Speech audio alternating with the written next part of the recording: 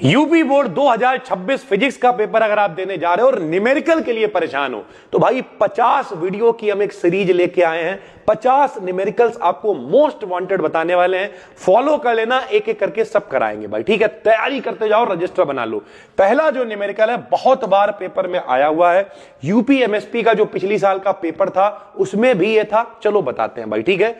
4 dioptre और -2 dioptre क्षमता के दो लेंस हैं। ध्यान से समझो, क्षमता को इंग्लिश में कहते हैं पावर, तो क्षमता को हम P से लिखेंगे भाई, ठीक है। डायोप्टर क्या होता है? क्षमता का मात्रक होता है।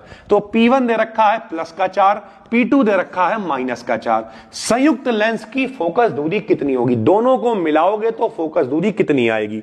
तो संयुक्त के लिए क्षमता कितनी हो जाएगी? दोनों को मिला देंगे, P1 + P2 कर देंगे। P1 का मान +4 है, P2 का मान -2 है। 4 में जाएगा 2 तो कितना बचेगा? 4 में जाएगा 2 तो बचेगा 2। ये संयुक्त लेंस की क्या आ गई? क्षमता आ गई।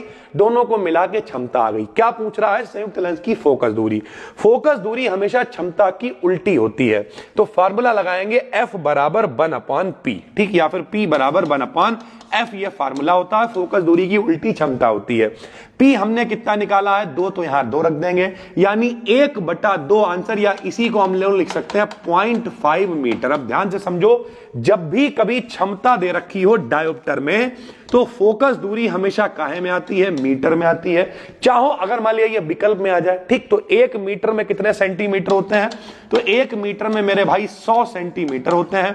पॉइंट से एक 0 कैंसिल हो जाएगा, तो आंसर 5 धाम 50 सेंटीमीटर भी आ जाएगा। लेकिन जब भी क्षमता डायोप्टर में होगी तो आंसर हमेशा फोकस दूरी का मीटर में आएगा। चाहो तो आप बाद में मीटर को सेंटीमीटर में कन्वर्ट कर सकते हो। ये पहला सवाल है, आसान से शुरू किया है, कठिन की तरफ चलेंगे।